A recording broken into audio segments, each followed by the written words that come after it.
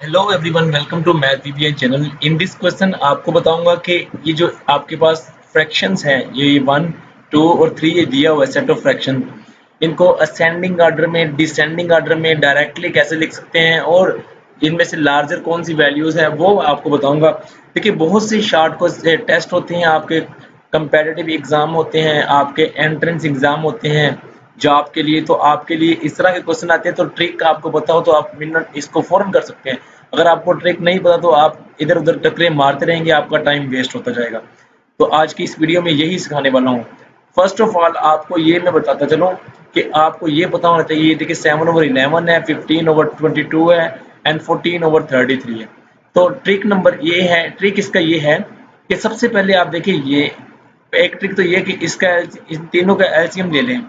ठीक है, उसके अकॉर्डिंगली इसको सोल्व करना है वो भी बताता हूँ आपको।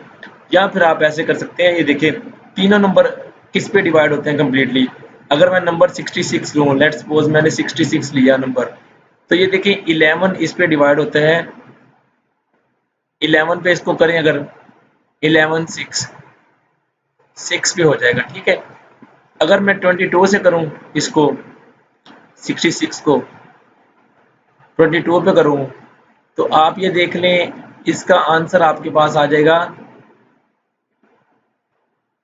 3।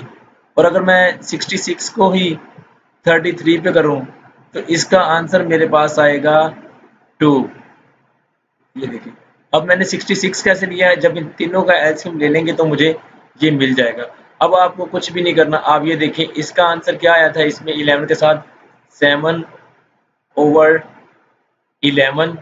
अब आपको जस्ट यहाँ पे मल्टीप्लाई कर देना है, मल्टीप्लाई कर दें आप इस 6 से, इसको एंड इसको, तो ये देखें आपके पास आ जाएगा 42/66। सिमिलरली 15 ओवर ये लेते हैं हम, 15/22। अब इसमें भी वही वाला कैटेगराइज आपको करना है, मल्टीप्लाई का साइन लगाएंगे आप, मल्टीप्लाई का साइन। और आप देखिए यहाँ पे आंसर आपके पास क्या आया था, 3। तो आपके पास ये आ जाएगा आंसर 45/66। एंड अब आप लेंगे ये 14/33, 14/33। अब इसके साथ आप देखिए आंसर ये 2 आया था, तो आपने यहाँ पे मल्टीप्लाई इसको कर देना है 2 से, और इसको भी 2 से मल्टीप्लाई कर देंगे। द आंसर आपके पास आएगा 14×2 = 28 एंड ये देखिए आपके पास यहाँ पे आ जाएगा 66। ये आपके पास आंसर आ गया। अब आप देखिए ये वाला 66, ये वाला 66, ये वाली फ्रैक्शन का जो डिनोमिनेटर है वो 6, ये सेम है। जब सेम हो तो आप अब ऊपर वाली वैल्यू को देखेंगे। ये देखिए 42 है, यहाँ पे 45 है और यहाँ पे 28 है। अब आप इसको असेंडिंग डिसेंडिंग ऑर्डर पे लिख सकते हैं और इजीली बता सकते हैं कौन सी लार्जेस्ट इनमें फ्रैक्शन है। तो देखा जाए तो पहले सबसे बड़ी ये वाली है 45/66। सेकंड नंबर पे आपके पास है 42/60 एंड थर्ड पे आपके पास है ये।